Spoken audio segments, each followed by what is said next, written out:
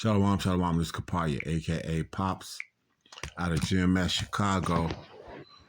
Well, what I hope to be a brief sit-down, but it's kind of got quite a few scriptures here.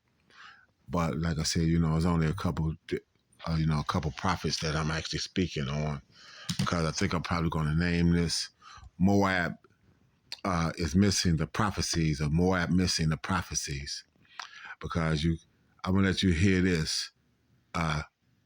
Zeeberg Expert China Central Asia Summit is of historical significance. Now, it's only a couple seconds long or whatever, about a minute or two long. So I'm going to let it play. You're not going to really be able to understand what's going on as far as that. So try to follow the subtitles as best you can, reading along with what it is that he's saying. But before I do that, like always, I want to send all praises, honor, and glory out to Yahweh, Bahashem, Yahweh Shai, Bahashem, Kakodash. To the apostles and elders of GMS out of New York, I want to send double honors. The elder bishops out of Connecticut, apostles down in Texas, I want to send double honors because they do well. For the brethren around the world pushing this truth uncut, unfiltered, giving the good, the bad, and ugly of the scriptures, correctly breaking down the prophecies and the interaction with the people on the planet, declaring warning. I send salutations. For the hopeful elect, I hope this is edifying. For the Aquat, the few and the true that's listening sincerely, charity to keep doing so. But for the scorners call for reprobate 2/3 Israelites and 17 other nations who are in Mr. Jacob's trouble, it is only going to get a whole lot worse. So now, like I said, I'm going to try to pop this and let it go through its thing and whatnot. I'm going to put some prophecies on it to show you that Moab is missing the prophecies that the scriptures speak of. So with that being said, let me let this go. Китайские лидеры, Китай предложил развитие наших государств в промышленном аспекте и в инвестициях. Мы прекрасно понимаем, Узбекистан и другие центральноазиатские страны имеют огромный опыт в производстве сельскохозяйственных продуктов. Это значит, сельскохозяйственная продукция будет доходить очень быстро и качественно до конечного потребителя не только в Китае, но и в юго-восточно-азиатском регионе и в других странах через зеленый коридор, который будет создан при нынешних условиях. Китай будет сотрудничать со странами Центральной Азии в таких областях, как использование засоленных и щелочных земель, вопросы экологии. Особенно для Узбекистана этот вопрос важен, так как особо нужно отметить, что Китай поддерживает создание высокотехнологичных фирм и индустриальных IT-парков. Это особенно радует, потому что и то, что поощряет IT-стороны и направления в наших государствах, это тоже приведет к тому, что у нас в странах будет еще больше увеличиваться высокотехнологичной продукции. Как сказал руководитель Китая Си Цзиньпин, что в народе провинции Шэньси говорят, упорный труд позволит извлечь золото из земли. А в Центральной Азии есть пословица: дашь, возьмешь, посеешь. I just want to pause it right there. If you work hard enough, gold will grow out of the provinces. Y'all saw that, right? So, basically this is agricultural country that's supposed to going to be backed by China and their technologies and things to this nature, which is going to give them a hands up and get them to both be profitable, very extremely profitable in their eyes on the coming future. So let it finish playing now. Так, солидарность между Китаем и странами Центральной Азии именно есть посев, который мы будем пожимать в ближайшее время. И то, что этот саммит является историческим, в этом нет никакой преувеличения. Okay, so this is a big upping of the so-called China and Central Asia Summit that China is going to put a lot of money and a lot of technological backing in these provinces to help them build agriculturally. And then once they got them built up agriculturally, where they're making a lot of money from the agriculture, the food sources that China is going to be to help them to build, that will be able to supply the Central Asia communities and things of this nature. Then they're going to go into technologies and this, that, and other. Okay? basically China's trying to plan on how it's going to be next in the food chain, like America was at one point in time. China basically, this whole thing is basically claiming that China is going to have next. Okay, and the being the major, being the major or the most dominant agricultural and economy on the planet, uh, um, since the downfall of America is looming, and they can see that part coming. China's basically laying claim to I got next. Let's look at these scriptures though. So, like I said, I'm not gonna make this long. I'm just gonna go and get these scriptures now and let you see. And this is why I say China is missing the prophecies. We're gonna go in here and go into Isaiah 16th chapter. Let's pick it up at about 6. Let's pick it up at about 6. So I'm gonna highlight it, turn it green, and we're going to read this all the way to the bottom. Okay, so this is what we're going to be reading too. Okay, we're going to be reading in between here. Okay, so Isaiah, the 16th chapter, we're going to start at about verse 6. We have heard of the pride of Moab. He is very proud. He is very proud, even in his haughtiness and his pride and his wrath. But his lies shall not be so. So China is telling these countries that he's going to bag them, but he's not going to have the resources or the opportunity to bag them as a government, because they're missing the fact of what the Lord is getting ready to do. So, okay, verse 7, therefore shall Moab howl for Moab. Everyone shall howl for the foundations of Keres. Shall ye mourn. Surely they are stricken.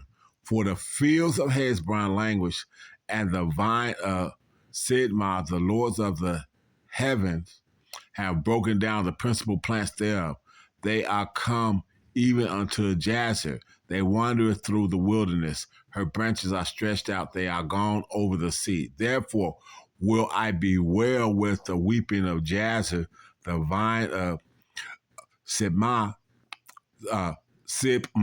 I will water thee with my tears, O Hezron and Early, for the shouting for thy summer fruits and for the harvest is fallen, and gladness is taken away, and joy out of the plentiful field, and in the vineyards there shall be no singing, neither shall there be shouting. The treaders shall tread out no wine in their presses. I have made their vintage shouting to cease. Wherefore my bow shall sound like a harp for Moab, and Moab inward parts for Keresh. And it shall come to pass, when it is seen that Moab is weary on the high place, so they not go be at the top of it, that he shall come to his sanctuary to pray, but he shall not prevail. This is the word of Yahweh hath spoken concerning Moab since that time. But now Yahweh hath spoken, saying, within 3 years, as the years of a hireling, and the glory of Moab shall be contemned, and with all great multitude, and the remnant shall be very small and feeble.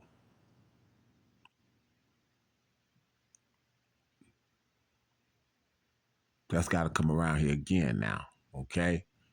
You know, Moab haven't lost what it is that they've had and whatnot, but they haven't been at the top of the food chain either. But now they think they're going to get a chance to do it.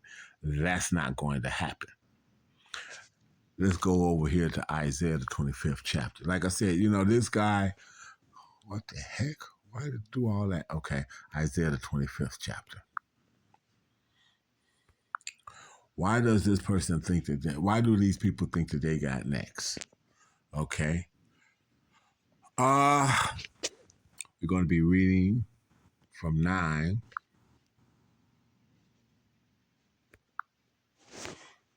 down to 12. So we reading now between 9 and 12. Isaiah 25, 9. And it shall be said in that day, lo, this is our power. We have waited for him. What the Lord said, wait for me when I raise up till I raise up to the prey, and he will save us. This is Yahweh. We have waited for him. We will be glad and rejoice in his salvation. Because when Yahweh sends Yahweh Shah back to bring the salvation to the remnant and the election of Israel, and the process and that salvation comes the destruction of all these other countries' high governments and things of this nature, because he's got to set up the government of Yahweh Shai under the rulership of Yahweh, which is going to be ruled over by David and Yahweh Shai here on earth, and the 12 and the whole thing, the whole 144,000, all being part of the ruling class and ruling mentality that's going to be on the planet, with the Israelites being at the top of the food chain. Okay? For in this mountain shall the hand of Yahweh rest, and Moab shall be trodden down under him, even as straw is trodden down for the dunghill. And he shall spread forth his hands in the midst of them, as he that swimmeth spreadeth forth his hands to swim, and he shall bring down their pride together with the spoils of their hands. So all that technology and all those promises that Moabite and that summit for Central Asia went into, the Lord Yahweh Ba'Shem Yahweh Shai, the Lord Yahweh Ba'Shem Yahweh Shai is going to send Yahweh Shai back, and all that's being brought down and made into subjection under the rulership of Yahweh Shai. And the fortress of the high fort, there it is again, basically the mountain or the kingdom or whatever, of thy wall shall he bring down low, shall bring down, lay low and bring to the ground, even to the dust. All these other nations are going into slavery, and this motherfucker think he's getting ready to have next and call the shots. Man, like I said, they don't know the prophecies. And and Moab definitely don't want to hear this prophecy and believe it. I ain't got no next.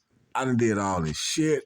I done made all these promises, and I ain't gonna be able to call the shots on this. Nah, you're not, Moab. Let's go up here. We're gonna do this again.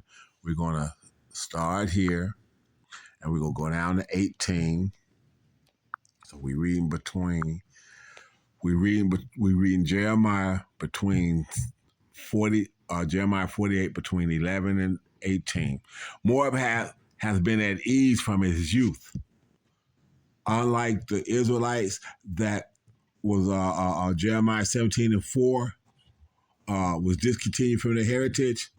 They remember themselves, even way back from back then, okay?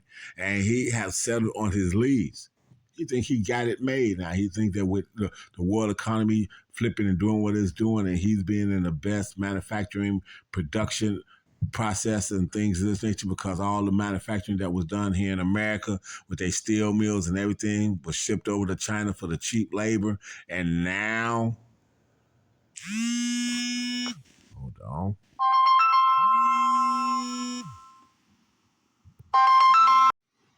Yeah, sorry about that. But anyway, so let's go back here. Therefore, behold, the days come, saith Yahweh, that I will send upon him wonders. Okay, no. I go back to 11. Moab has been at ease from his youth, so they didn't lose their heritage. They knew who they were, but but even though they didn't lose it, they let the covering cast apply anyway, because they had to follow this Edomite to try to get at his goodies and this, that, and the other. So they knew who they were, and they still know their culture on whatever level that it might be. But they followed this Edomite anyway, and started calling themselves Chinese or China and all this other kind of shit. Okay, when they the Moabites, all right. Has settled on his leads and have not been emptied from vessel to vessel, neither hath he gone into captivity. Therefore his taste remaineth with him.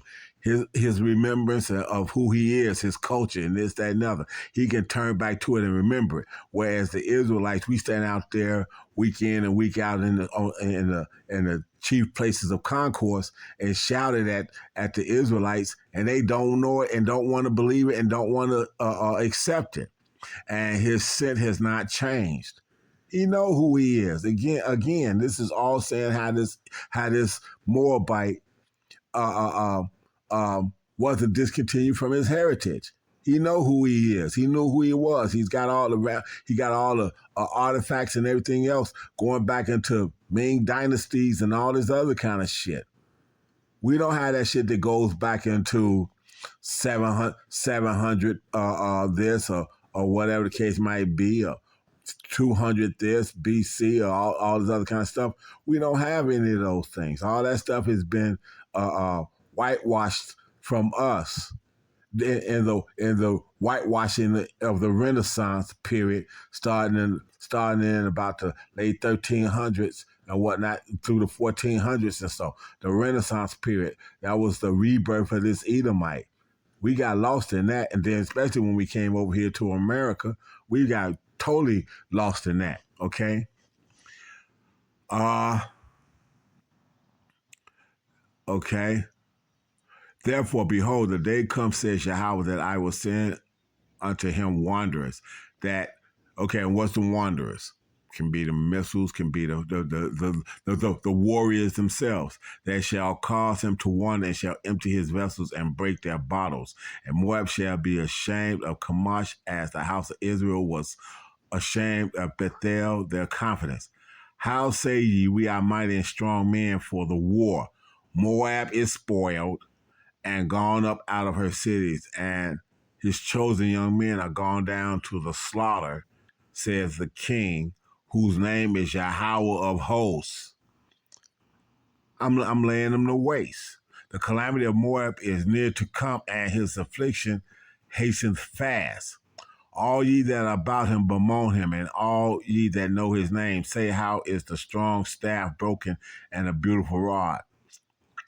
Thou daughter that does inhabit Dedom, come down from thy glory and sit in the thirst, for the spoiler of Moab shall come upon thee, and he shall destroy thy strongholds. Everything that you thought that was going to make you the next superpower, the Lord is sending his son Yahweh Shai back, and the destroying winds and the ground forces to put all that shit under subjection. So I don't know what Moab thought he had going on, or think he's got coming down the pipe. But he, like I said, Moab is missing the prophecies that the book talks about. So that should be a very encouraging, and I hope that's an enlightening to the election's sake. That don't let the powers that you see overtake the powers that be. The power that be, the ultimate power that be, being that of Yahweh Ba'Hashem Yahweh Shai, and Ba'Hashem Rakah Kodash, which is the Father, the Son, and the words that's being read by the prophets. He said his words shall not come back void. All the things that the prophets put out there, the Lord's got to make it happen, okay, under his word. So this vibration, even just me reading this, put that out and whatnot, puts out that vibe into the world that the angels get a chance to take and run with now and make that happen. So China is not going to be those people, the Moabites, as they are biblically known. So with that, I send all praises, honor, and glory out to Yahweh, Ba'Hashem Yahweh Shai, Ba'Hashem Kakodash, again to the apostles and elders of GMS out of New York, the elder bishops out of Connecticut, the apostle that's down in Texas, send double honors, the hopeful elect, the brethren that's pushing this truth, declaring war on the planet, stay strong, the hopeful elect that's listening and hearing their life as best they can to the writings and doing the word to the best of their ability, and the sisters that's in the process of trying that to the best of their ability. To all you all, I send a hearty shalom and salutations. But for you 2/3 Israelites and 17 other nations who are in the midst of Jacob's trouble and it's going to get a whole lot worse, I send a bar. I say a bar.